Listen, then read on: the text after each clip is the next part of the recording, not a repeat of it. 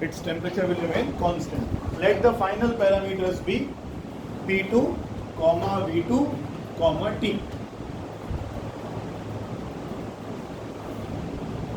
Exam में सबसे ज्यादा आने वाले आर्टिकल्स में से है ये। अब एक लाइन छोड़कर लिखिएगा। जो बच्चे अभी आए उन्हें बता दूं, हमने एक सिलेंडर लिया है और हम क्या कर रहे हैं, work done in an isothermal expansion, यानी हम गैस को एक्सपेंड करेंगे और टेम्परेचर बदलेगा नहीं, तो उस केस में वर्क डन का क्या एक्सप्रेशन आएगा वो हम निकाल रहे हैं। एक लाइन छोड़कर लिखिएगा, let during expansion the piston was at C.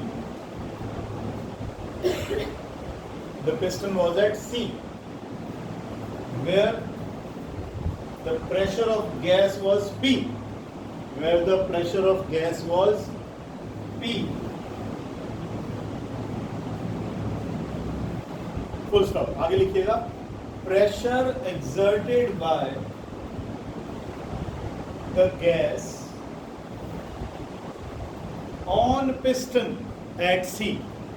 Pressure exerted by the gas on piston at C was, क्या लिखा था, प्रेशर वर्ड हटाइए, सॉरी, फोर्स। प्रेशर तो हमने लिखी थी है ना, P. Force exerted by the gas on piston at C. कितना फोर्स exert करेगा, जितना प्रेशर है इस समय और कितना पिस्टन का एरिया है। A is the area of the piston, लिख लीजिएगा कहीं पर, where A is the area of the piston। आगे लिखिएगा, therefore small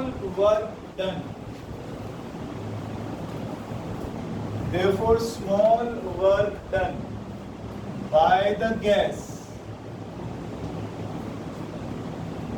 in further expansion dx, diagram बनाया, in further expansion dx, बताते जाओ। कितना लिखूं, बोलो भाई। वर्क का फॉर्मूला क्या होता है, फोर्स इंटू डिस्प्लेसमेंट, तो फोर्स इंटू dx, तो ये क्या हो गया, PA इंटू dx। पुलकित ये कितना आएगा बेटा, हाँ, एरिया इंटू थिकनेस, यानी इतने हिस्से का वॉल्यूम, तो ये आ गया P into dV।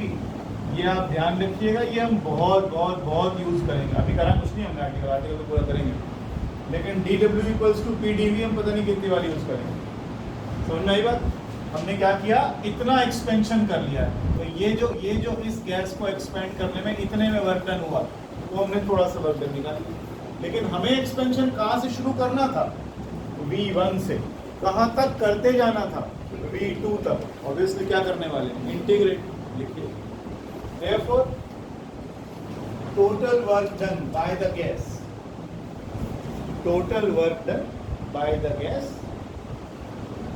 in expanding from volume V1 to volume V2,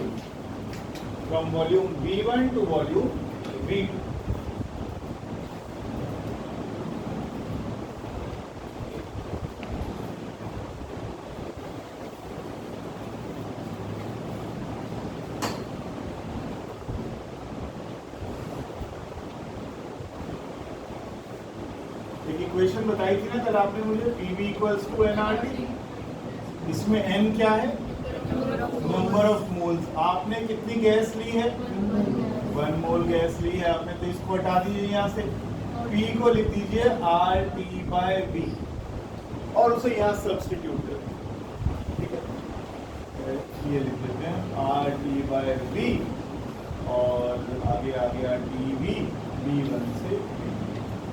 ऐसा इसलिए किया कि R और T दोनों ही कांस्टेंट है। प्रोसेस कौन सा है, आइसोथर्मल। R कैसा रहेगा, गैस कांस्टेंट है, T टेम्परेचर भी कांस्टेंट है, वो प्रोसेस आइसोथर्मल है। तो RT को कॉमन ले लीजिए और अंदर बच गया 1/v।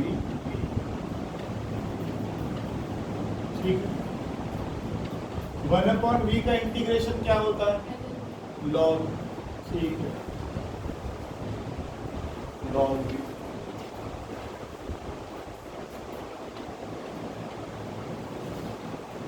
अब लिमिट्स डाल देते हैं v2 minus log a minus log b। log a minus log b is log a upon b। ठीक है जी, ये कौन सा बेस है? इसमें एक्सपोनेंशियल बेस है, e है। log टू द बेस 10 में कैसे कन्वर्ट करूं? एक नंबर है 2.303।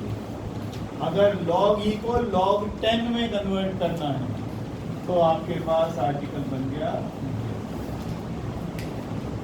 10 को लिखने की जरूरत होती नहीं है, अदरवाइज लिख लो एक बार ताकि याद रहे कि हमने क्या किया। ये आ गया वर्क डन। ये वर्क डन लिख लो इसको, ये वर्क डन पर मोल है। ये वर्क डन पर मोल है। अगर आपको गैस के नंबर ऑफ मोल्स को बढ़ा दे तो आप भी बढ़ा दीजिएगा, इंटू कर दीजिएगा उतने गुना उसको। 2.003 RT log V2 by V1, ये फाइनल हमारा आंसर आ गया।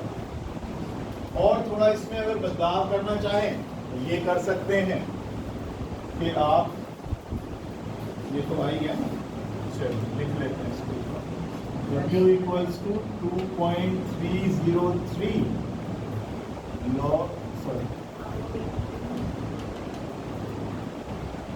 RT log V2 by V1। कौन सा लॉ गवर्न करता है इसको? आइसोथर्मल को। कौन सा है? Boyle's law. तो यहाँ से अगर मैं V2 by V1 उठा लूँ तो वो आ जाएगा P1 by P2 के इक्वल, और आप इसको यहाँ सब्स्टिट्यूट कर दें तो जैसा आपका न्यूमेरिकल आएगा उस हिसाब से आप इसके अंदर से एक्सप्रेशन उठा देंगे। तो P1, ये दोनों ही वर्क डन पर मोल के फॉर्मूले। वर्क डन पर mole during an isothermal expansion, during an isothermal expansion. Isothermal का मतलब no change in temperature.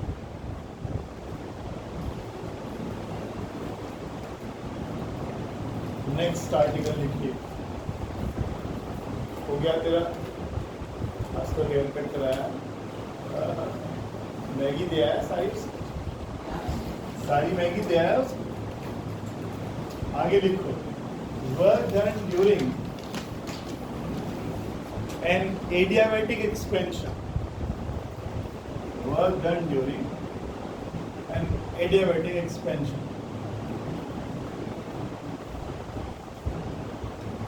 adiabatic में क्या नहीं होता? अच्छा अच्छा,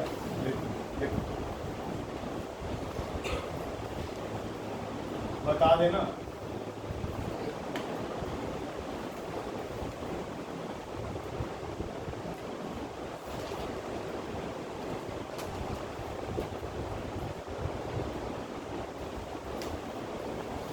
है क्या?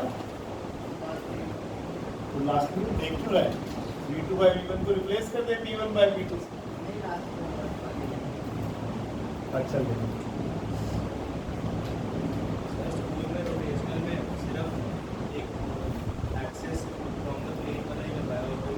करवाएंगे, कुछ नहीं करेंगे स्कूल में, तो तुम्हें पता ही ना।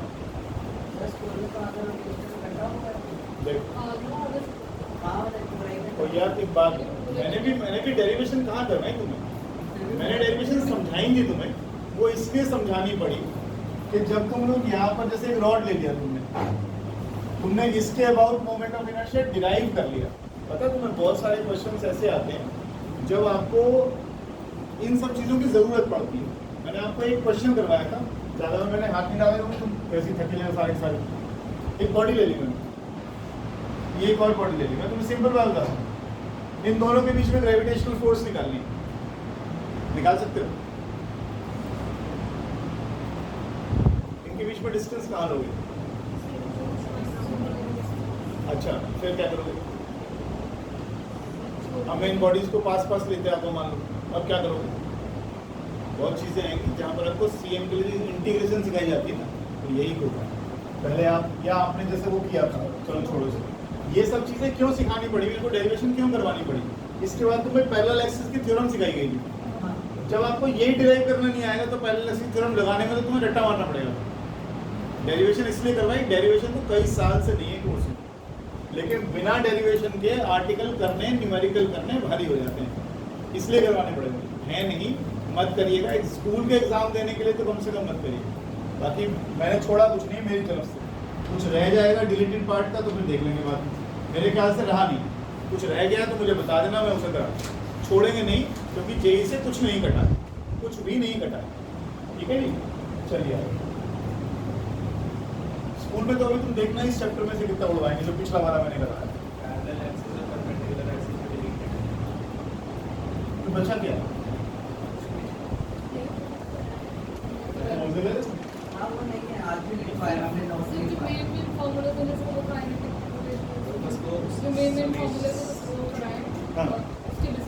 बेटा कोई फायदा नहीं है उसका कुछ करने में।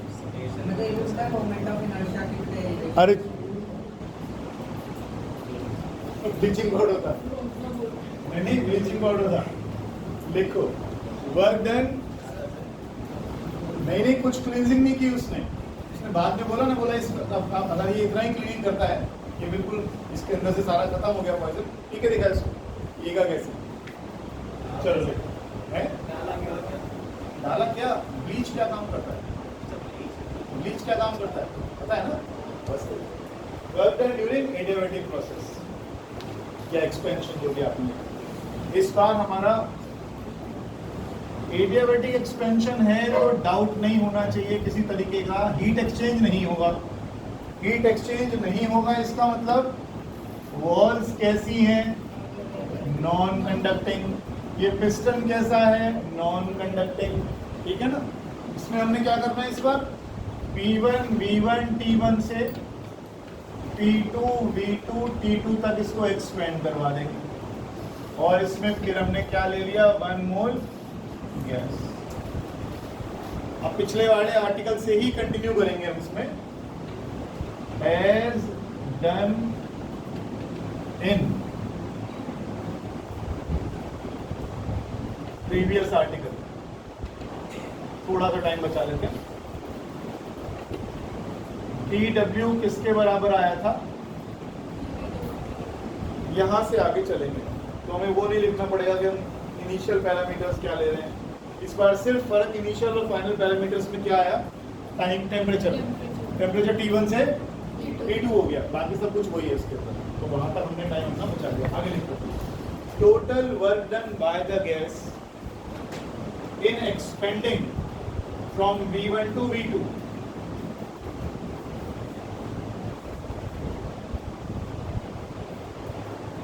ये शायद आ नहीं लगा ना,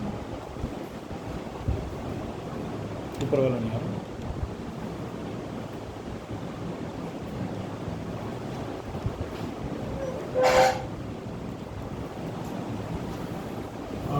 क्या लिखते हैं इसको, PdV V1 से V2।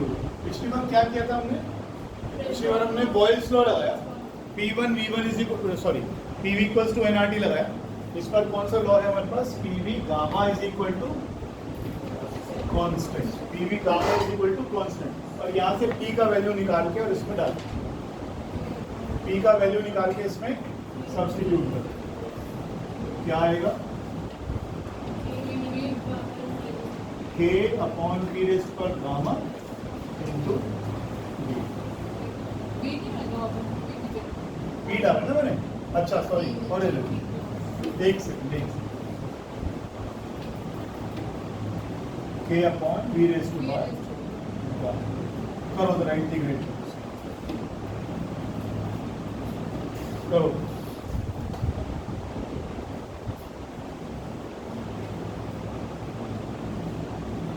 A कांस्टेंट है, V गामा को ऊपर ले जाएंगे तो माइनस गामा हो जाएगा इंटू डी वी, V1 से V2।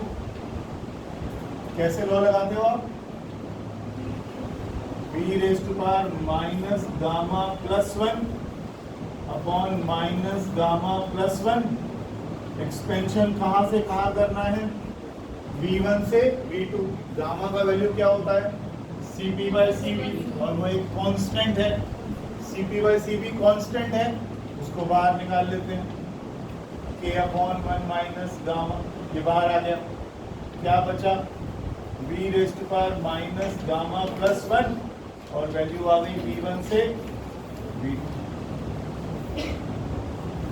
जब सुनो जो समझ में नहीं आ रहा पूछो, बता दें भी जो नहीं आया। पक्का? तुमने अपने नंबर शेयर नहीं करे। अच्छा, तूने कहा था हाँ पे करो। अब क्या करूं? वैल्यूज डाल दूं। V2 minus gamma plus 1, V1 minus gamma plus 1। अब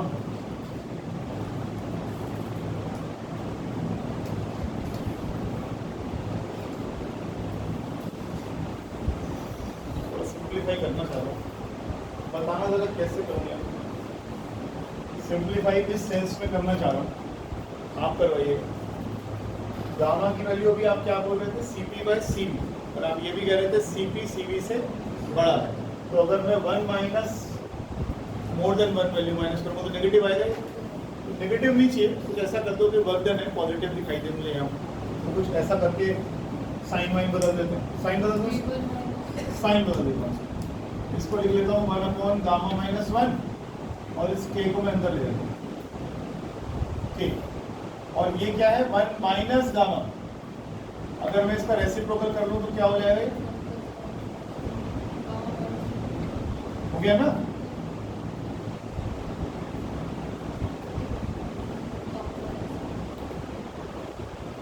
देखिए ठीक भी कर रहा हूँ, जल्दी देखो। ये वाला साइन बदला हमने, आगे पीछे करा, ये गामा माइनस 1 किया तो ये V1 को पहले ले आए, V2 को पीछे ले आए। फिर इसका रेसिप्रोकल कर दिया हमने, तो गामा माइनस का था, गामा प्लस का हो गया, और प्लस 1 था तो ये माइनस। ये बात समझ में आ रही क्या करो? अच्छा, तो क्या क्या लिखा है वो? PV gamma is equal to constant. अब के अंदर भेज दिया, के अंदर भेज दिया, K को वो डालूंगा वहां से। ऐसा है आंसर, तो यहाँ तक आ चुका। थोड़ा सा मैनेजेबल फॉर्म में लिख रहे हैं, जैसा हम न्यूमेरिकल में यूज कर सकें। आंसर तो हो गया हमारा, ठीक है ना? अब K को क्या लिख लेंगे आप? P1 V1 gamma upon V1 raise to power gamma minus 1, और इसको क्या लिख सकते हैं? बेटा पीछे वाला फैन थोड़ा कम कर लेना, ये तो थोड़ा हिल रहा है हल्का सा, एक ही कम कर लो बस। हाँ, इसको लिख दिया आपने P2 V2 गामा और V2 raise to power gamma minus,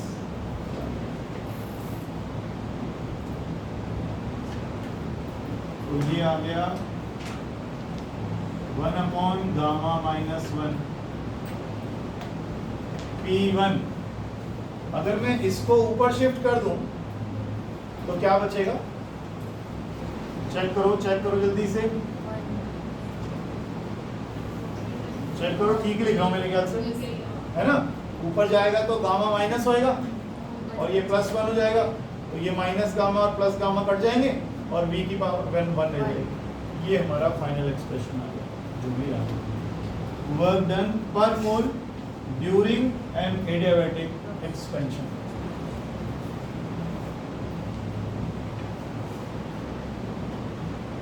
एक और तरीके से लिख सकते हो, 1 upon gamma minus 1 PV is equal to nRT। n कितना लिया हुआ है? 1 मोल। इसकी जगह क्या लिख सकते हो? RT1 minus T2। अब जगह कम है तो मैं R को कॉमन ले लेता हूँ, यहाँ बच जाएगा T1 माइनस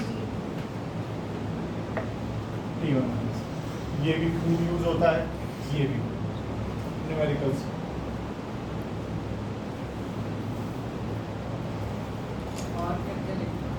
जी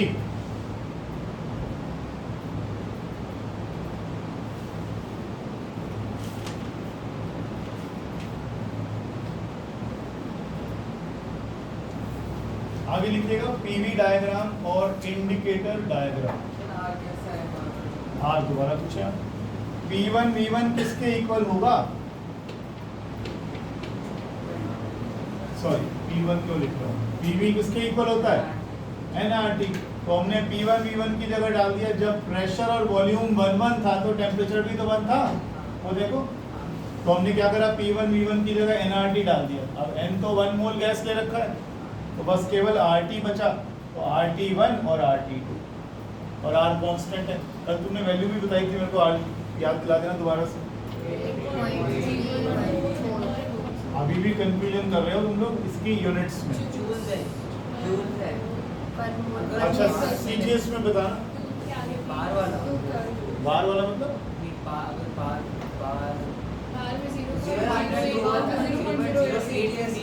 अच्छा नहीं, मैं तो जूल में पूछ रहा हूँ, सिंपल। और कैलोरी उसमें कितनी आई थी सीजीएस में? कल तुम बता भी रहे थे 1.99 करके वैल्यू। ठीक है, याद रखा लो। तो हमारे पास दो एक्सप्रेशन आ गए, एक बार फिर फाइनल कर लेते हैं। Work done during an isothermal expansion क्या आया था?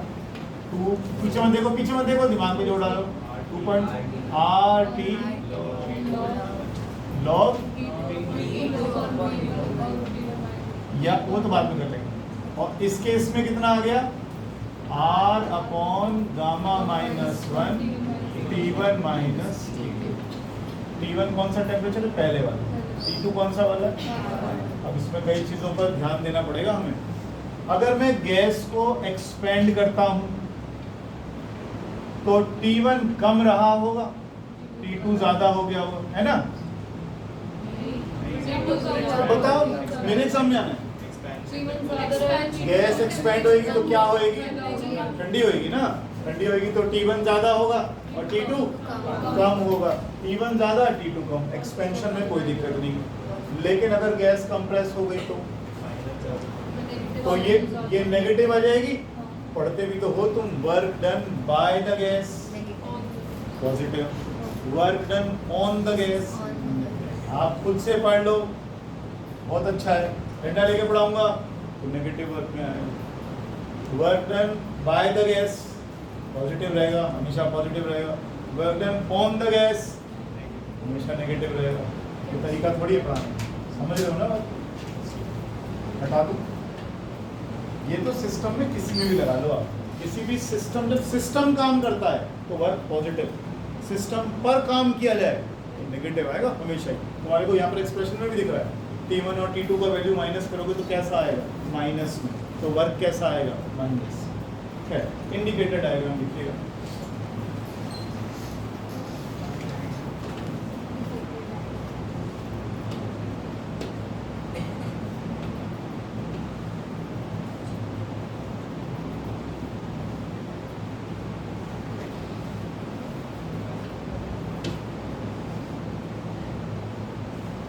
भावना हो क्या हो गया? छुट्टी क्यों कर ली उसने? तो फिर ठीक है, हैं? बताया नहीं, स्कूल आई थी? तो बड़ी टेंशन का विषय, सुनने लगो तो भागते रहते हैं, ना सुनो तो नंबर नहीं आते।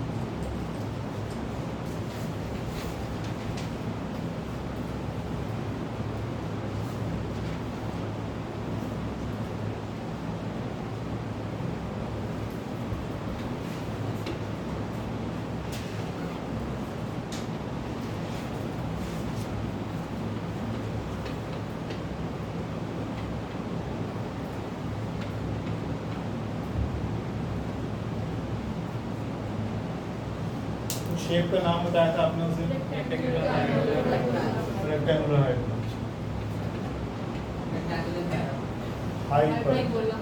हाइट, ठीक है।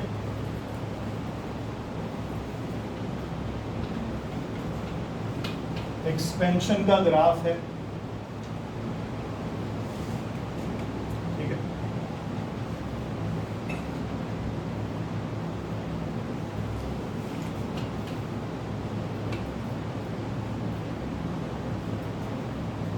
dv लिख दिया यहाँ पर मैंने,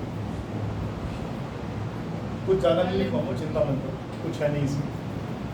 मुझे सिर्फ यहाँ पर ये ढूंढने की कोशिश करना है कि इस कर्व के नीचे का एरिया हमें क्या देना है। इतना सा हो गया तो हमें पता लग जाएगा। अब साफ दिखाई दे रहा है, हमने क्या किया, 2 पॉइंट्स ले लिए बहुत ही नज़दीक, ये दिखाने के लिए तो मैंने दूर ले लिए, इधर नोबिता पहले इधर, ये दोनों पॉइंट्स हमने बहुत ही नज़दीक ले लिए। आप देख रहे हो कितना चेंज है इसमें, dv, यानी हमने वॉल्यूम बहुत ज़्यादा हुए sir.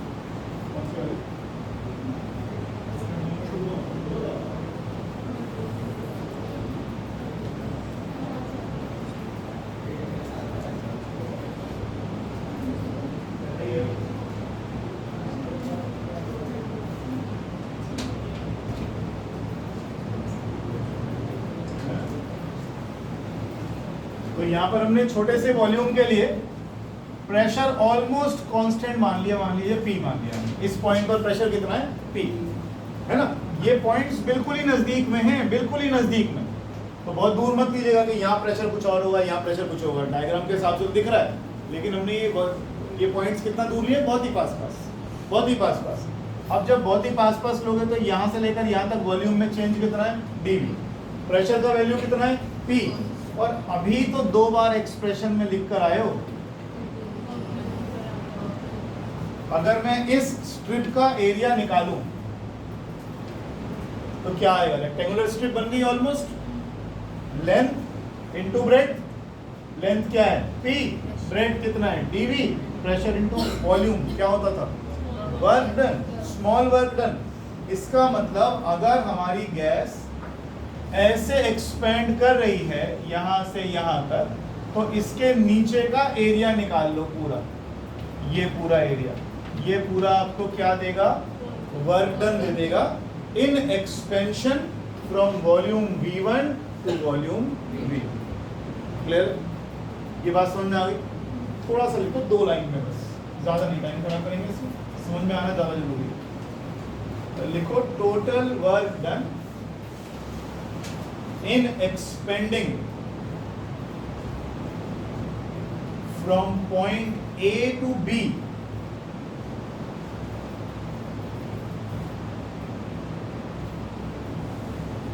is given by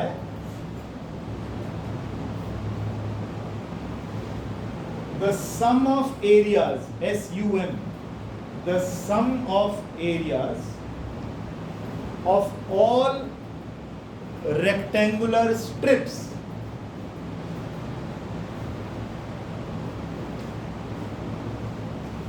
as shown, comma, under the graph.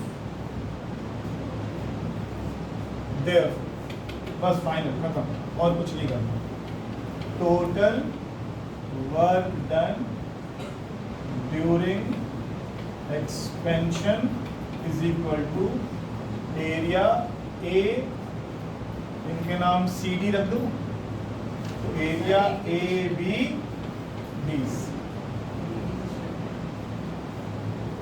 मैंने शॉर्टकट मारा है, ये आर्टिकल कोई पूछेगा नहीं, मैंने आपको क्या कहा, अगर कहीं पर छोटी सी स्ट्रिप हम बना ले, हाँ अच्छा ठीक है, एक ही तो स्ट्रिप है। तूने आर्टिकल कैसे किया था ये वाला अभी, dw इक्वल्स टू pdv, पिछले वाले दोनों आर्टिकल में आया था dw इक्वल्स टू pdv।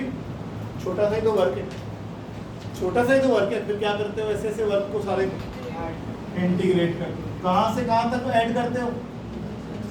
तो ऐसी जैसे एक स्ट्रिप बनाई, ऐसे यहाँ से बनानी शुरू करो, एक स्ट्रिप बना दी, फिर दूसरी बना दी, फिर तीसरी बना दी, फिर चौथी बना दी, और सारी स्ट्रिप्स का एरिया लेते जाओ और जोड़ते जाओ, जोड़ते जाओ, जोड़ते जाओ, जोड़ते जाओ, यही तो इंटीग्रेशन होता।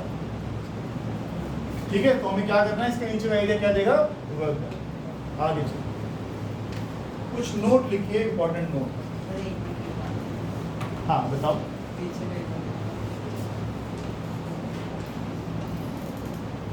क्या रहेगा दिमाग में, आ गया मेरे व्यूज बढ़ जाएंगे तो उसमें देख लियो।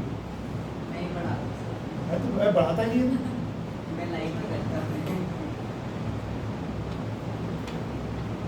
चलो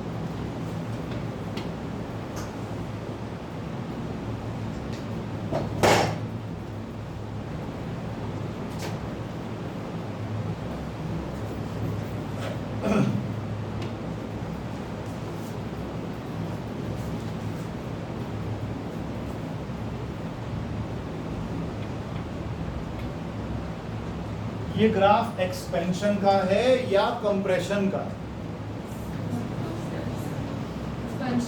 एक्सपेंशन का है। तो आप देखें इधर से शुरू हुआ, वॉल्यूम बढ़ रहा है बढ़ रहा है बढ़ रहा है बढ़ रहा है, प्रेशर घट रहा है घट रहा है घट रहा है, एक्सपेंशन का ग्राफ हो। अगर मैं इस एरिया में ट्रेवर्सिंग करता हूँ, घूमता हूँ, ट्रेवर्सिंग करता हूँ, तो ये कौन सी वाइज ट्रेवर्सिंग है? Clockwise traversing. जब भी इस तरह से क्लॉकवाइज ट्रेवर्सिंग होगी, वर्क डन हमेशा कैसा आएगा? पॉजिटिव। कैसी ट्रेवर्सिंग की हमने इसमें? Clockwise traversing. लिख लीजिएगा।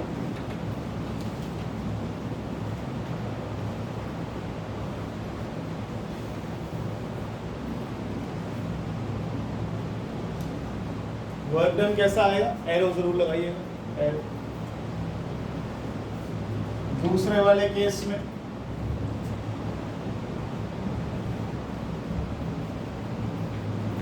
रोहन उत्तरी क्यों नहीं आया आज?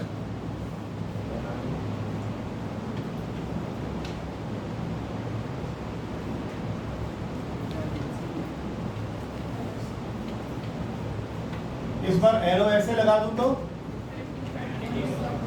प्रेशर बढ़ रहा है, वॉल्यूम कम, प्रेशर बढ़ रहा है, वॉल्यूम कम, प्रेशर बढ़ रहा है, वॉल्यूम कम। इस बार work is done on the gas, है ना? क्या हो रहा है इस बार? कंप्रेशन कर रहे हैं, कंप्रेशन कर रहे हैं तो गैस पर काम कर रहे हैं, तो वर्क कैसा आएगा? और ट्रेवर्सिंग कैसी है? Anti clockwise. बस ये कुछ चीजें याद ही रखनी है, एज इट इज तो कौन पूछता है इसमें, तो बस यूज ही होगा, एप्लीकेशन पार्ट में आएगा।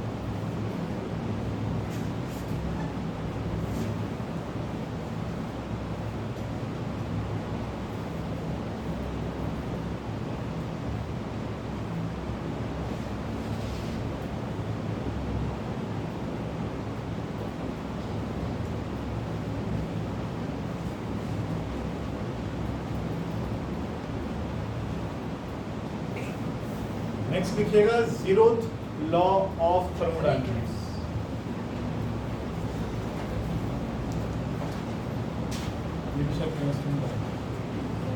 जीरोथ लॉ कुछ नहीं,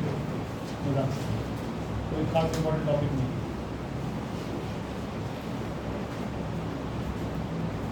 करूं?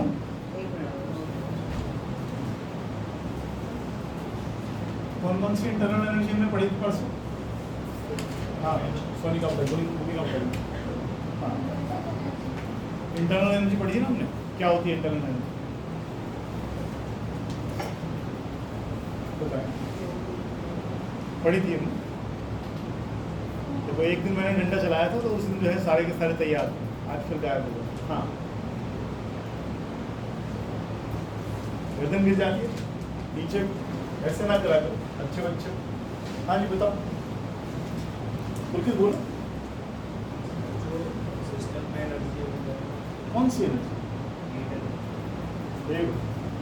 दो तरह की एनर्जी पढ़ी थी तुमने, और इन दोनों के सम टोटल को आपने बोला था इंटरनल एनर्जी। ठीक है जी।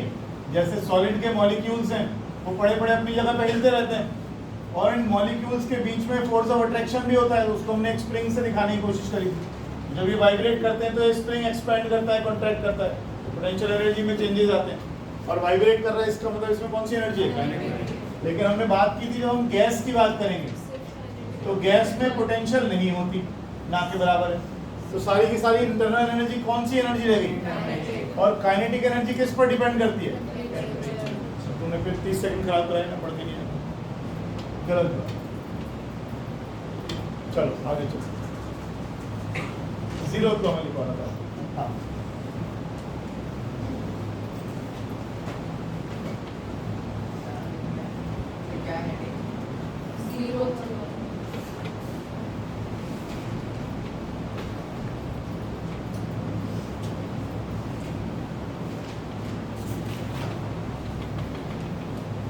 ये हमने एडियाबैटिक वॉल्स लगा दी। एडियाबैटिक कौन सी होती है जिसमें से हीट ट्रांसफर नहीं होती? ठीक है जी। एनर्जी कैसी एनर्जी? कैसी एनर्जी? कौन सी एनर्जी? टेम्परेचर एनर्जी होता है।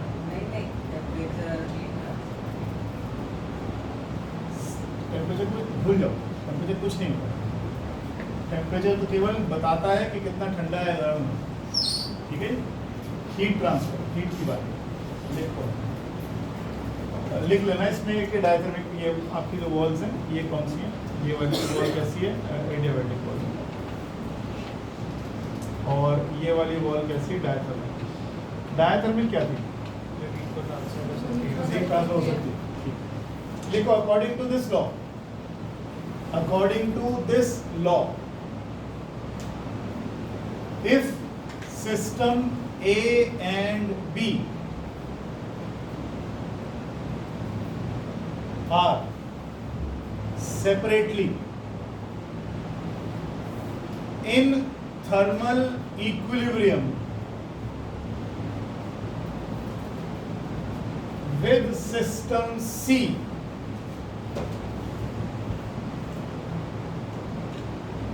then A and B are also in thermal equilibrium.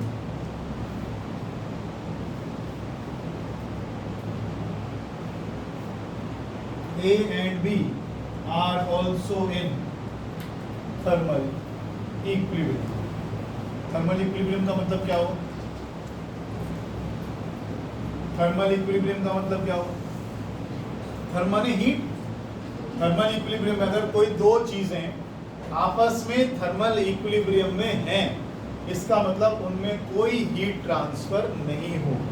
लिख लो कहीं पर, if two bodies are in thermal equilibrium there will be no heat exchange between them. अगर कोई दो बॉडीज थर्मल इक्विलिब्रियम में हैं, व्हाट इज द अगर अच्छा तो फिर गलत जगह बैठ गई तो बीमारी। थर्मल इक्विलिब्रियम में है तो उन दोनों में हीट ट्रांसफर नहीं, हीट एक्सचेंज नहीं हो। चलो आगे शुरू करते हैं।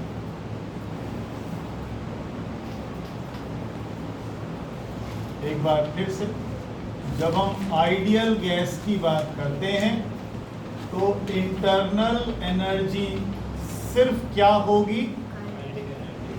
Kinetic energy. Kinetic energy, potential energy zero. ठीक ठीक।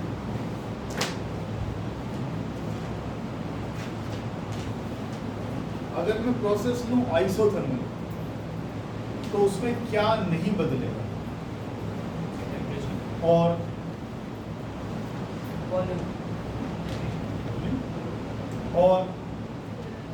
अगर मैं लेता हूं अगर मैं लेता हूं आइसोथर्मल प्रोसेस, क्या क्या दिमाग में आता है? इंटरनल एनर्जी नहीं रहेगी। क्यों? तो टेम्परेचर सेम, तो फिर इंटरनल एनर्जी होगी, चेंज नहीं आएगा। ध्यान रखिएगा, अगर प्रोसेस आइसोथर्मल है तो टेम्परेचर में चेंज नहीं आएगा। अगर टेम्परेचर में चेंज नहीं आएगा तो इंटरनल एनर्जी में भी चेंज नहीं आएगा, क्योंकि इंटरनल एनर्जी में सिर्फ कौन सी एनर्जी है? किसके लिए? For an ideal gas. Ideal gas के केस में एनर्जी सिर्फ काइनेटिक है। काइनेटिक एनर्जी टेम्परेचर पर डिपेंड करती है। आइसोथर्मल प्रोसेस में टेम्परेचर बदल नहीं रहा, तो इंटरनल एनर्जी कैसे बदलेगी? तो आइसोथर्मल प्रोसेस के दौरान du का वैल्यू 0। du क्या है? Change in internal energy. वो ऊपर के समझाया था आपको मैंने कि आइडियल गैस के केस में सारी इंटरनल एनर्जी काइनेटिक है, पोटेंशियल एनर्जी नहीं होती। इसलिए नहीं होती क्योंकि गैस के मॉलिक्यूल्स के बीच में ये फोर्स ऑफ अट्रैक्शन बहुत ही कम होती है, इसलिए आइडियल गैस में तो वो भी नहीं होती। आइडियल गैस जब गैस हम लिखेंगे, इसकी प्रॉपर्टीज हम लिखेंगे तो उसमें हम ये बताएंगे, आइडियल तो पहली बात कोई गैस ही नहीं होती है ना। आइडियल गैस अगर हम ले रहे हैं कि आइडियल गैस है तो फिर इसका मतलब इसके मॉलिक्यूल्स के बीच में फोर्स ऑफ अट्रैक्शन जीरो है। फोर्स ऑफ अट्रैक्शन नहीं है तो फिर पोटेंशियल एनर्जी भी नहीं समझे नहीं बात। इंटरनल एनर्जी में काइनेटिक है और पोटेंशियल है, ये नहीं होगी, सिर्फ ये हो। मॉलिक्यूल जल्द तो भाग ही रहे हैं, गैस चाहे आइडियल गैस है चाहे कोई सी भी नॉन आइडियल गैस है, मॉलिक्यूल तो नहीं रुकेंगे, उनमें तो काइनेटिक एनर्जी बहुत है, वो तो इधर से उधर भाग ही रहे हैं, तो भागने की वजह से कौन सी एनर्जी आएगी, काइनेटिक। और काइनेटिक किस पर डिपेंड कर रही है, टेम्परेचर पर। अगर आइसोथर्मल प्रोसेस है तो उसमें तो टेम्परेचर नहीं बदलेगा तो आपकी इंटरनल एनर्जी नहीं बदलेगी। यहाँ पर इंटरनल एनर्जी का मतलब सिर्फ यही है। अगर मैं लिख दूं इसको चेंज इन काइनेटिक एनर्जी, नहीं हो लिखते नहीं है पर इसका आगे लिखिए फर्स्ट लॉ ऑफ थर्मोडायनेमिक्स। नहीं कुछ नहीं समझा रहा था बस, मैं इसको स्लाइड से हटा दूंगा। लिखो first law of thermodynamics.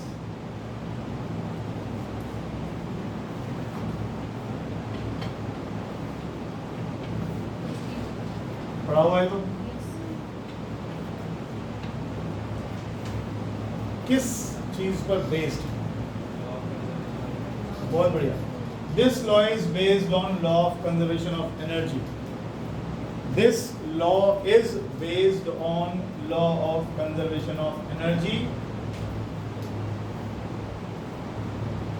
as applied to heat energy, as applied to heat energy, as applied to heat energy। dq क्या है लिखते जाइए, heat supplied to the system। dq है heat supplied to the system। du क्या है, increase in internal energy. du क्या है, increase in internal energy. और ये dw क्या है,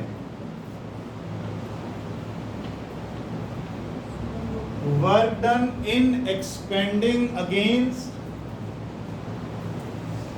work done by the system in expanding against, work done by the system in expanding against external pressure, external pressure।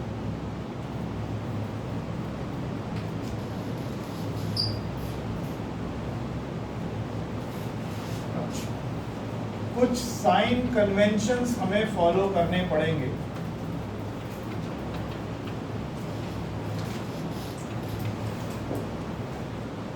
इस law के लिए conventions क्या है, बेसिकली रूल्स कि भाई आपको ये तो मानना ही पड़ेगा, तभी उसी हिसाब से प्लस माइनस का साइन लेके चलेंगे।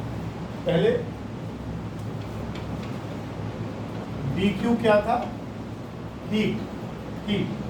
अगर सिस्टम में हीट दी जाएगी तो पॉजिटिव, निकलेगी तो नेगेटिव। लिख लीजिएगा, heat supplied to the system positive, heat supplied to the system positive, और heat extracted from the system negative. Extract निकालना,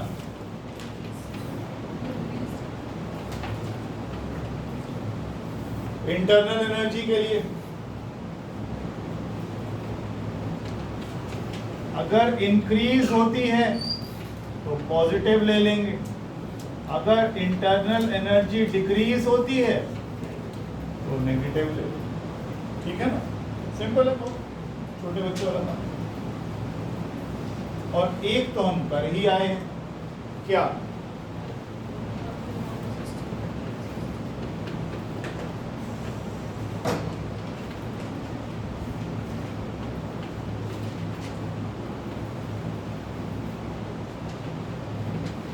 क्या लिखना पड़ेगा इसमें, ऊपर वाले में क्या लिखूं, work done on the system negative, और work done by the system positive.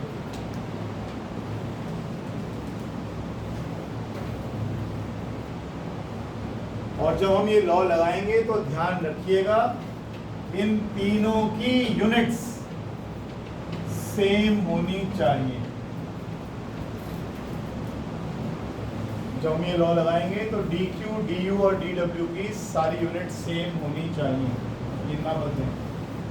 अब लिखें applications of first law.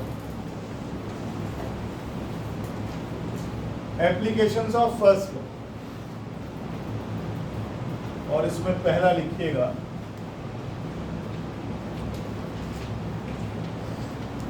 Isothermal process. कल जैसे आप लोगों ने बताया भी था, आइस का पिघलना आइसोथर्मल प्रोसेस होता है। जैसे बर्फ पिघलकर पानी बन रहा है तो क्या नहीं बदलेगा? टेम्परेचर। टेम्परेचर नहीं बदलेगा, इसका मतलब आइसोथर्मल प्रोसेस हो गया। अब आइसोथर्मल प्रोसेस में अगर मैं इस लॉ को लगाता हूं तो आप बताएं कि क्या बदलाव आने चाहिए। आप बताएं।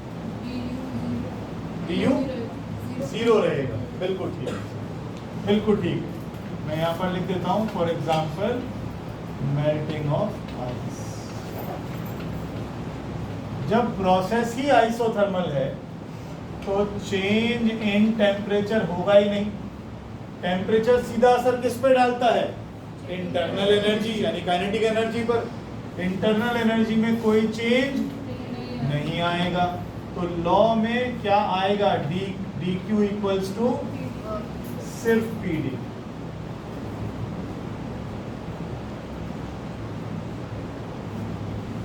थोड़ा सा और हिंदी में बताओ इसको समझाने के लिए कि क्या कहना चाह रहे हो।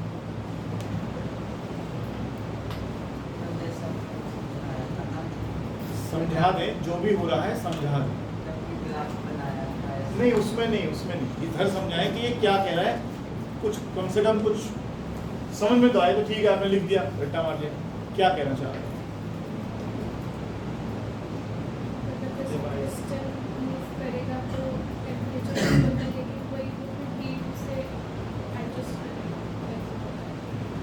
आइसोथर्मल प्रोसेस के दौरान दी गई हीट सिर्फ एक्सपेंशन में काम आती है, टेम्परेचर में चेंज करने में कोई काम नहीं है। याद करो, आपने मुझे पहले दिन में समझाया था, वो याद है? वो वेल्डिंग की थी, वेल्डिंग कर दिया था पिस्टन में, तो सीपी और सीवी पढ़ रहे थे हम वहाँ पर। तो ध्यान करो इस चीज का। ये क्या कह रहा है? जो हीट आप दे रहे हो वो केवल एक्सपेंशन में काम आ रही है, अपनी खुद की इंटरनल एनर्जी को चेंज करने में कुछ नहीं जा रहा। आपने कहा 0 डिग्री सेल्सियस पे वाटर है, या उसका क्या बना दिया आपने? 0 डिग्री सेल्सियस पर क्या बना दिया? आइस। या उल्टा प्रोसेस कह दो, टेम्परेचर चेंज हुआ नहीं। अगर चेंज इन टेम्परेचर है ही नहीं तो काइनेटिक एनर्जी में, काइनेटिक क्यों लिख रहा हूँ मैं बात कर रहा हूँ, इंटरनल एनर्जी में चेंज आएगा? नहीं आएगा। टेम्परेचर नहीं बढ़ता, आपकी दी हुई हीट सिर्फ मॉलिक्यूल्स को थोड़ा थोड़ा दूर करने में खर्च हो जाती है और कुछ नहीं करती। मॉलिक्यूल भागने लगेंगे, उनकी काइनेटिक एनर्जी बढ़ जाएगी, ऐसा कुछ नहीं होने वाला। सिर्फ हीट किस लिए जा रही है? मॉलिक्यूल पहले यूं चिपके हुए थे, अब पिघल गया तो थोड़े से दूर दूर हो गए, बस। काइनेटिक एनर्जी में चेंज नहीं आया। अगर काइनेटिक एनर्जी में चेंज आया होता तो डी भी दिखाई देता, डी नहीं। ठीक है, पहला पार्ट। दूसरा, adiabatic process.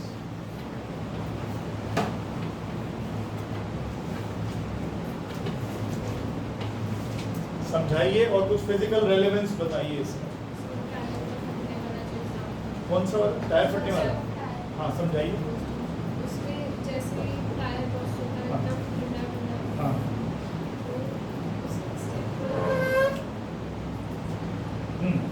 Rubber insulating material होता है तो सडनली सारी एयर बाहर आती है तो एक्सपेंशन की वजह से दूर होता है। वो तो एडियाबैटिक का प्रोसेस हुआ ना। इस लॉ को जब मैं यहाँ लगाता हूँ तो उसका सिग्निफिकेंस क्या है? लॉ क्या था? लॉ क्या था? D Q equals to D U plus P D. Adiabatic process में हीट का एक्सचेंज नहीं होगा, तो ये वाला पार्ट 0 जीरो हो गया। तो डी यू किसके बराबर आया? Minus P D V. रट्टा तो मार लिया। मतलब क्या? मतलब क्या? चलो थोड़ा सा मैं आगे, और पूरा तो नहीं बताऊंगा, तुम लोग सोच के बताना। ड्यूरिंग एक्सपेंशन, अभी हमने क्या किया था, जब गैस एक्सपेंड करेगी तो जो चेंज इन वॉल्यूम आएगा वो पॉजिटिव आएगा। बढ़ रहा है तो पॉजिटिव, हीट दे रहे हो तो पॉजिटिव, कोई भी चीज कुछ बढ़ रही है तो पॉजिटिव है ना, घट रही है तो नेगेटिव। एक्सपेंशन के दौरान डीवी कैसा आएगा? ये वाला फैक्टर कैसा आएगा? पॉजिटिव। अगर डीवी पॉजिटिव आएगा तो डीयू कैसा आएगा? क्या मतलब है?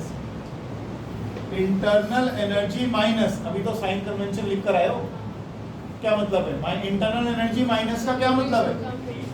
इंटरनल एनर्जी घट गई। घट गई माने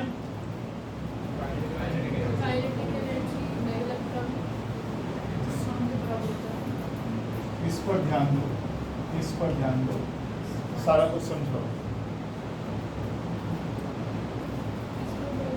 ये एक लाइन का एक्सप्लेनेशन है कि गैस फैलेगी तो ठंडी होगी। ये उसको मैथमेटिकल फॉर्म में लिख रहा है तो कॉम्प्लिकेशन लगा है। बात तो ये वही कह रहा है, गैस फैलेगी तो ठंडी होगी। गैस फैलेगी तो ठंडी होगी। ठंडी होगी माने टेम्परेचर कम। टेम्परेचर कम मतलब काइनेटिक एनर्जी कम। ये तो कह रहा है वो। और काइनेटिक एनर्जी हम बार बार क्यों नाम ले रहे हैं? इंटरनल एनर्जी बोलो। इंटरनल एनर्जी कम। क्या बोल रहे हैं? देख, कह रहा है वॉल्यूम एक्सपेंशन हो रहा है, गैस फैल रही है। एक्सपेंशन हो रहा है, गैस फैल रही है। गैस फैलेगी तो क्या होगा? ठंडी होगी। ठंडी होगी तो उसका इंटरनल एनर्जी बढ़ेगा घटेगा? घटेगा, क्योंकि टेम्परेचर कैसा हो गया? कम। तो इंटरनल एनर्जी कैसी हो गई? कम। तो इंटरनल एनर्जी माइनस में आ गई। इसका मतलब इंटरनल एनर्जी विल डिक्रीज।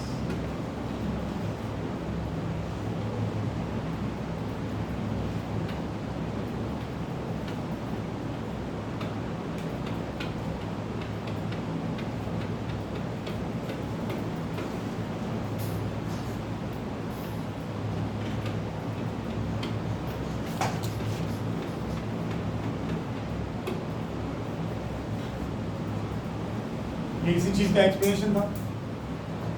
पहले हम थोड़ा सा सिंपल भाषा में बोल रहे थे, आप थोड़ा सा लॉ लगा के और क्या और क्वेश्चन नया करते हैं।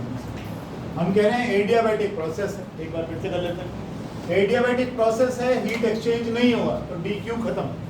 डी क्यू खत्म तो डी यू आया माइनस पी डी वी। अब तुम सोचो अगर मैं ये सब चीज ना बताऊं तो इसका क्या करूं? बंसी हो जानी है इसकी, क्या फायदा है? यूसी कोई नहीं। आपने इससे पहले क्या लिखे? साइन कन्वेंशन क्यों लिखे? इसलिए तो लिखे कि इसका मतलब तो है फिजिकल रेलेवेंस से समझ में आया। इसका मतलब क्या है? क्या कर दिया आपने? एक्सपेंशन के दौरान वॉल्यूम बढ़ेगा। बढ़ती हुई चीज को हम क्या कहते हैं? पॉजिटिव। अगर ये पॉजिटिव है और ये नेगेटिव है तो फिर डी यू कैसा है? नेगेटिव आएगा। इंटरनल एनर्जी माइनस कब आती है? जब घटती है। इंटरनल एनर्जी सीधा सीधा कौन सी एनर्जी है? काइनेटिक। काइनेटिक घट गई। काइनेटिक किस पर डिपेंड करती है? टेम्परेचर में। इसका मतलब टेम्परेचर घट गया।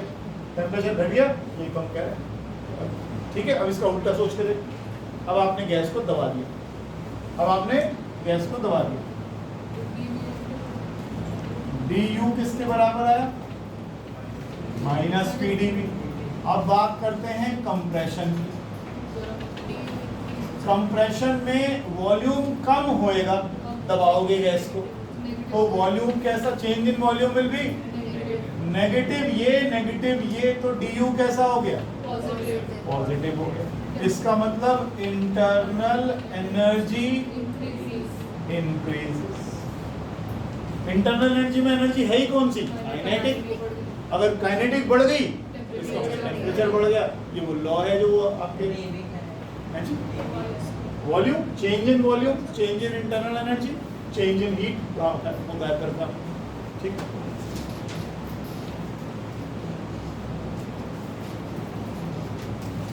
एक बात का ध्यान रखिएगा, कहीं पर भी वर्ड आ जाए प्रेशर तो इसको कहीं बॉक्स में डालकर लिख लीजिएगा।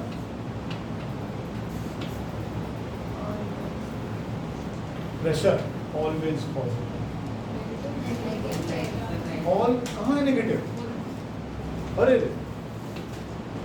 Pressure always positive, pressure negative नहीं होता था।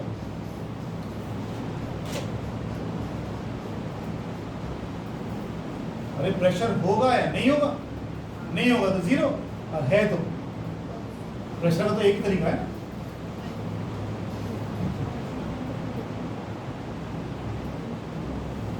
कैसे कैसे उससे डिस्कस करनी, मुझे बता क्या कहेंगे? हाँ मुझे बता, मुझे तो करने दो, तब भी प्रेशर लगेगा। प्रेशर तो हमेशा अप्लाई ही होगा, प्रेशर तो हमेशा अप्लाई होगा। गैस लगाए जब कोई बाहर से लगाए, प्रेशर तो पॉजिटिव ही आना है आपका, वैसे भी स्केलर क्वांटिटी। हटा दूं इसे, चलिए आगे लिखिए। आइसो वॉल्यूमिक या आइसोकोरिक प्रोसेस, अब तुम बताना, मैं नहीं बताऊंगा। आइसोकोरिक प्रोसेस यानी आइसो वॉल्यूमिक।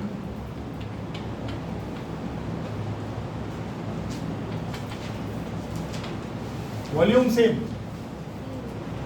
तो dq equals to du plus pdv। आप कह रहे हो dv तो है नहीं, चेंज इन वॉल्यूम तो आप मना कर रहे हो, तो इसका मतलब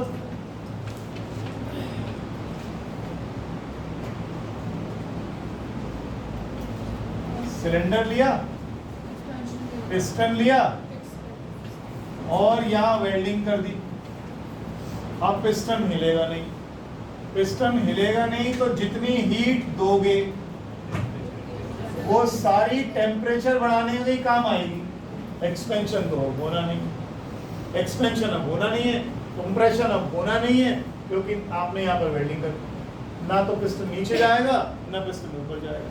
सारी हीट जो आप दोगे केवल किस काम आएगी? टेम्परेचर बढ़ाने का काम आएगी।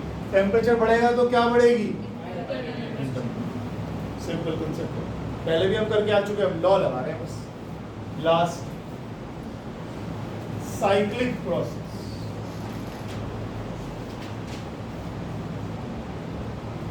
साइक्लिक प्रोसेस लिखिएगा इसको। साइक्लिक प्रोसेस सिर्फ ये कह रहा है कि जिन पैरामीटर्स को लेकर चले, P1, V1, T1, वो बदले, फिर बदला, घूम फिर के फिर वहीं आ गए P1, V1, T1 पे, इसे कहते हैं साइक्लिक प्रोसेस। साइक्लिक प्रोसेस के दौरान जो टेम्परेचर लेकर चले थे, भले वो बदला, लेकिन फाइनली फिर वहीं पहुंच गए। इसका मतलब इंटरनल एनर्जी में कोई चेंज नहीं आएगा, क्योंकि टेम्परेचर फाइनली भी उतना ही हो गया जितना लेकर चले थे शुरू में आप। इसका मतलब इंटरनल एनर्जी में चेंज नहीं है। लिखिएगा, in a cyclic process, in a cyclic process, comma,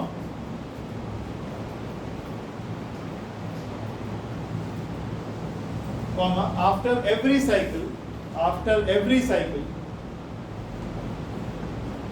we get the same thermodynamical parameters.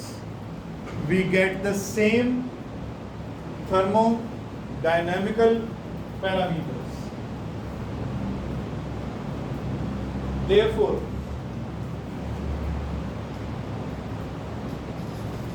there is no change in the system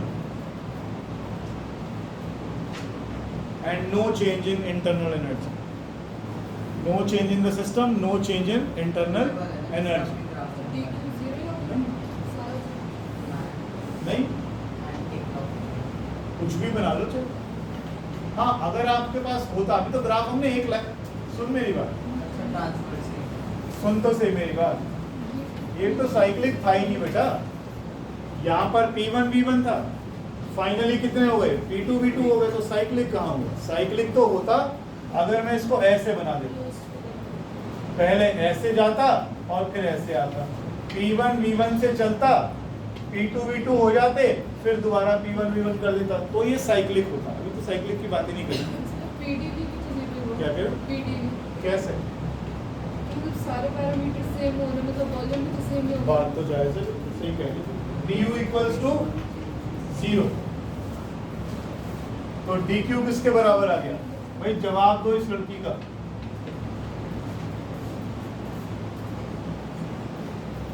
बताओ, कह रही है dv भी तो 0 ही आएगा। साइक्लिक प्रोसेस के दौरान आपने कुछ नहीं करा, जो हीट थी वो कहां गई? सोचो सोचो, आपने साइक्लिक प्रोसेस ये की, आपने पहले ऐसे गए, फिर आप वापस ऐसे गए, आपने कोई काम नहीं करा, आपने कोई काम नहीं करा। सोच के देखिए, क्या आपने वर्क डन इन एक्सपेंशन नहीं करा? एक बार तो एक्सपेंड हुआ होगा, P1 V1 से P2 V2 भी गया होगा, फिर दोबारा कंप्रेस कर दिया आपने, P2 V2 से दोबारा P1 V1 पे ले आया, तो एक बार एक्सपेंशन कर रहे हो, एक बार कंप्रेशन कर रहे हो, वर्क डन नहीं हो रहा। जब एक्सपेंशन हुआ होगा तो एक PdV नहीं आया होगा। सोच के देखो इस चीज को। फिर बाद में हमने उस PdV को अपनी तरफ से फोर्स लगा दिया, फिर दोबारा वर्क डन माइनस कर दिया, तो टोटल कितना आ गया? इसलिए तुम जीरो सोच रहे। क्या जो हीट आपने दी वो यूज ही नहीं हुई? जो हीट आपने दी, पहले गैस एक्सपेंड हुई होगी कि नहीं हुई होगी? हुई होगी ना, तो PdV वर्क हुआ होगा कि नहीं हुआ होगा?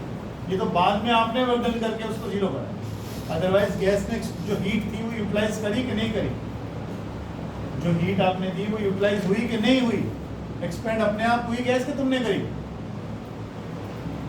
गैस एक्सपेंड अपने आप हुई कि तुमने करी? उसने हीट एब्जॉर्ब करी और गैस एक्सपेंड हुई, वर्क डन हुआ कि नहीं हुआ? बिल्कुल सोच रहे हो। नेक्स्ट लिखो मेल्टिंग प्रोसेस। अब ये बताना, टॉफी मिलेगी। मेल्टिंग प्रोसेस, लॉ को चेंज करके बताओ क्या लिखो। अभी चॉकलेट मिलेगी अभी। मेल्टिंग प्रोसेस के दौरान इस लॉ की स्टेटमेंट को किस तरीके से मॉडिफाई किया जाए? मेल्टिंग प्रोसेस के दौरान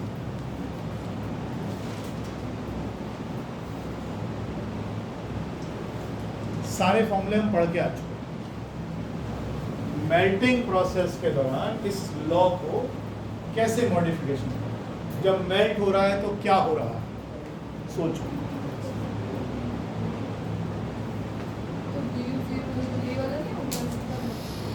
मुझे नहीं मालूम, मुझे तो बता दे।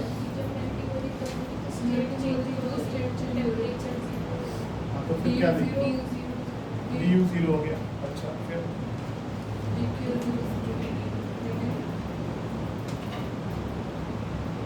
सोच के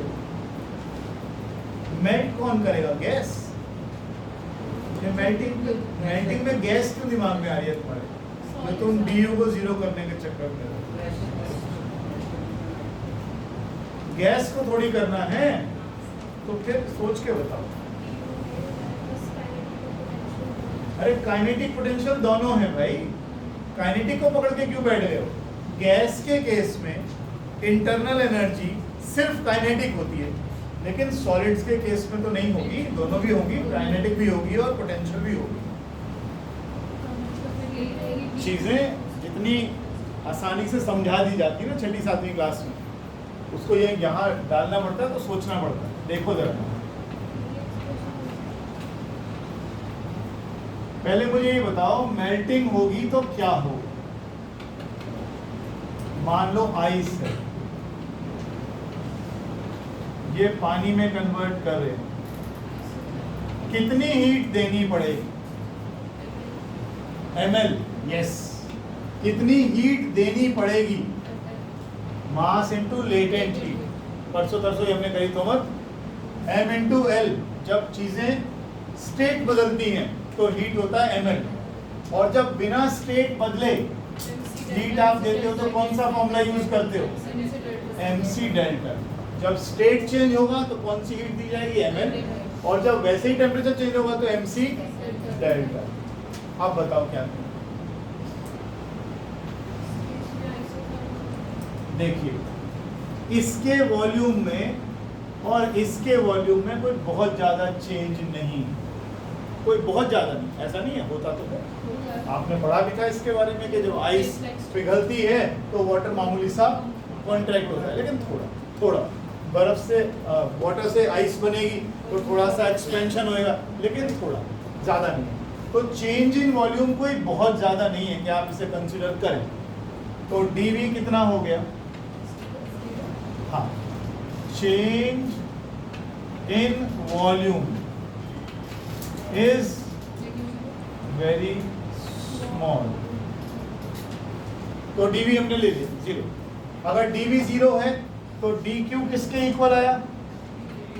du के। और कितनी हीट देकर बैठे हो अभी? ml। तो ml किसके बराबर आ गया?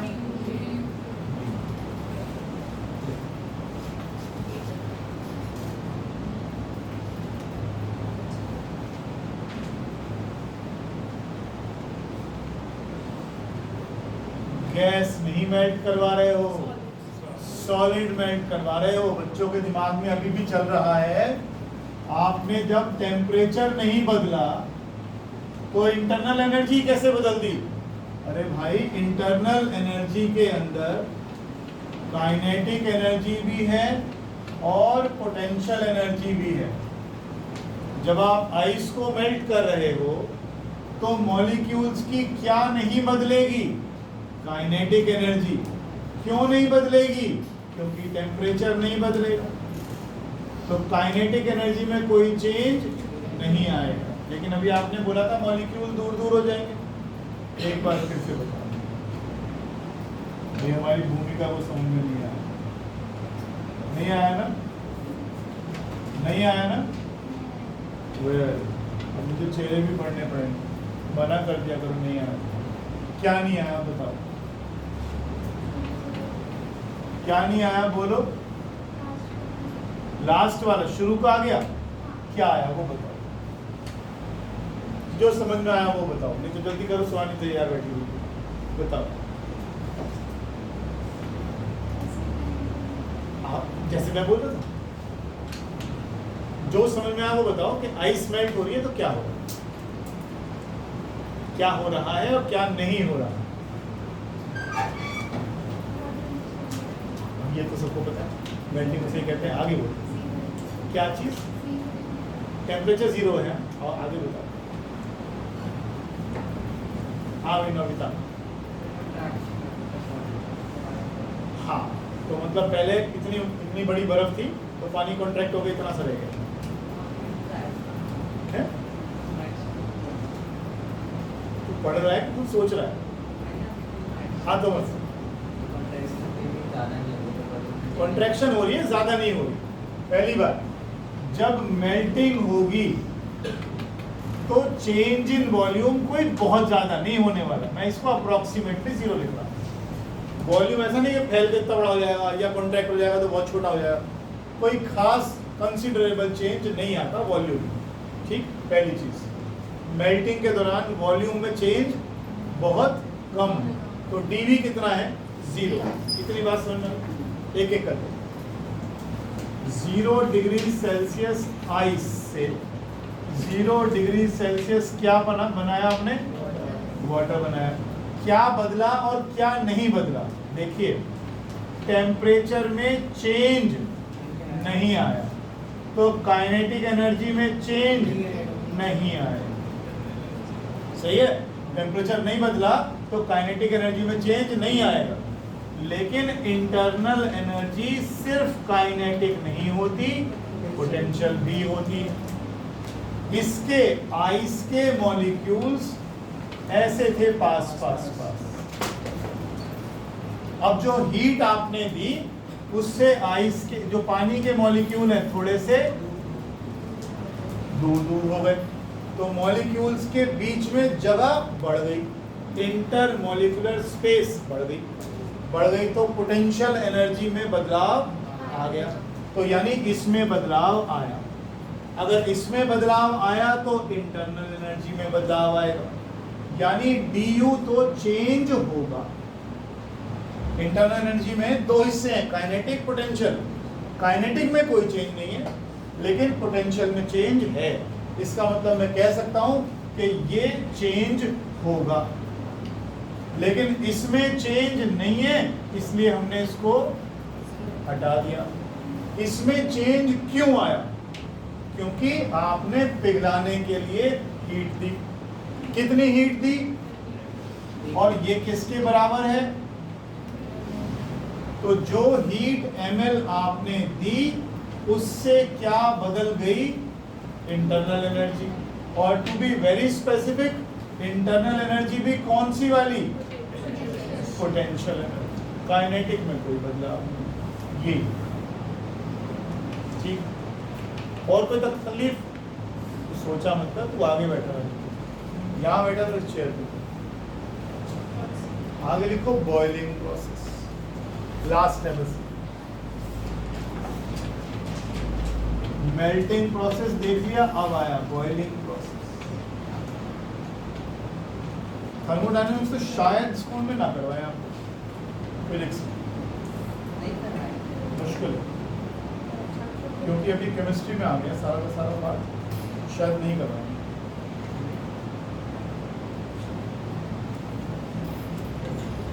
आगे कार्नोट साइकिल वगैरह आएगा, वो सब शायद डिलीटेड है सारा। बॉइलिंग प्रोसेस बताइए जरा, बॉइलिंग प्रोसेस में क्या होगा? हाँ हाँ,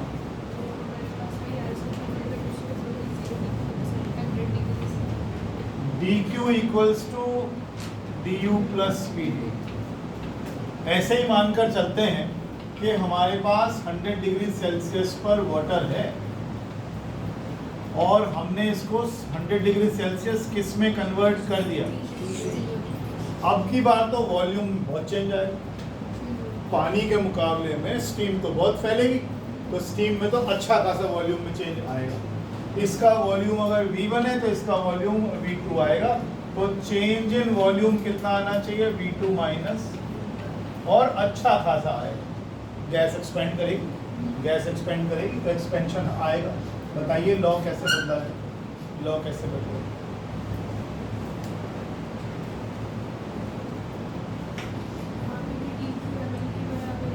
dq/ml के बराबर होगा, सिर्फ थोड़ा सा ही तो फर्क है। इस बार कितनी हीट दोगे? L क्या है? कौन सी? बिल्कुल ठीक बात, लेटेंट हीट ऑफ वेपोराइजेशन। पिछली बार कौन सी थी? Latent heat of fusion. अच्छा, आइस मेल्ट भी 0 पे करती है, फ्रीज भी 0 पे करती है क्या? कितना? क्या आइस का मेल्टिंग पॉइंट और वाटर का फ्रीजिंग पॉइंट सेम ही होता है? 0 पे ही होता है? बताओ ना, समझाओ। अगर ऐसा नहीं है तो क्यों नहीं? हाँ भाई, अब वो गई हमारी, वो स्लोप पे गाड़ी चढ़ती थी, फोर्स लगती थी, वो सब खत्म। अब कुछ और ही चीज कंसेप्ट चल रहा है। हाँ दीक्षा, बताओ। पापा ने मना करा हुआ है, ज्यादा बोलोगे तो नजर लग जाएगी, तो फिर बोलते क्यों नहीं है? ये क्लास में भी ऐसी रहती है, स्कूल में इतनी चुप? स्कूल जाती नहीं, अटेंडेंस का चक्कर नहीं होता था? अच्छा, दीक्षा रोज आती है? रोज क्यों जाती है? रोज क्या करना? Latent heat of vaporisation. चलिए, आपने हीट दे दी ml, क्या इंटरनल एनर्जी में बदलाव आएगा? क्या बात कर रहे हो, क्यों नहीं आएगा? बहुत सारा आएगा, बहुत सारा आएगा। याद करो, इंटरनल एनर्जी में क्या क्या है? क्या काइनेटिक एनर्जी में चेंज आया? अरे भयंकर, पहले पानी के मॉलिक्यूल में इतनी एनर्जी कहाँ थी? कहाँ इतना तेज भाग रहे थे जितना गैस वाले भाग रहे हैं? बहुत तेज है।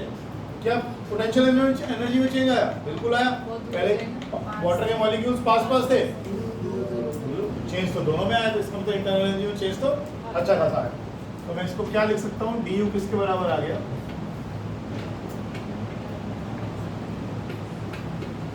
कोई दिक्कत तो नहीं है? लिख।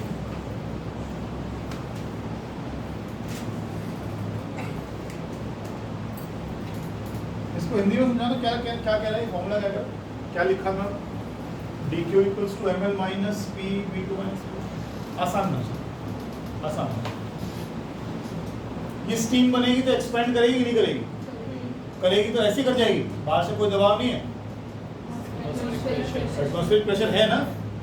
तो जो हीट अच्छा, आपसे कोई पूछे बॉइलिंग के दौरान इंटरनल एनर्जी में कितना चेंज आया, तो आप कहेंगे ये हीट तो मैंने दी थी, और थोड़ा सा गैस को एक्सपेंड भी होना था, स्टीम को एक्सपेंड होना था। बाहर से क्या लग रहा है उसके ऊपर? Atmospheric pressure. उसके अगेंस्ट स्टीम ऐसे फैली, तो वर्क करेगी, कितना वर्क करेगी? कितना वर्क करेगी? तो सारी की सारी इंटरनल एनर्जी में जो चेंज आया, आपने हीट कितनी दी ml, सारी इंटरनल एनर्जी में चेंज करने में नहीं गई, उसमें से ये भी खर्च हो गई, ये भी खर्च हो गई। ये कौन सा, ये क्या है? Work done in expanding against external pressure. थोड़ा लिखा ऐसा ही है, ध्यान से लिख लीजिएगा। Work done in expanding against external pressure.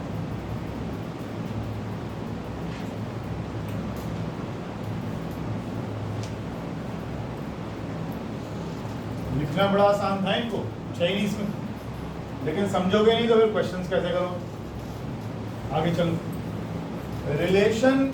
अब क्या आ रहा है आर्टिकल, टाइम देखना जरा एक बार, आज तो नहीं हो पाएगा ये।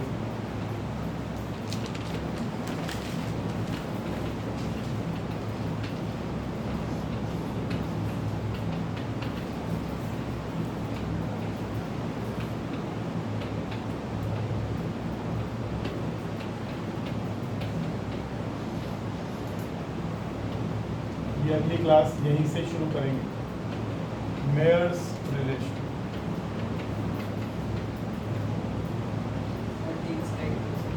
क्या कह रहे हो? 3 स्लाइड पीछे। चलो तो परसों ही करेंगे इसको, ज्यादा नहीं बचा आप चेक करिए, 2 क्लास मैक्सिमम। चलो हाँ ठीक कह रही हो, बिल्कुल ऐसी थोड़ी पढ़ेंगे व्यूज।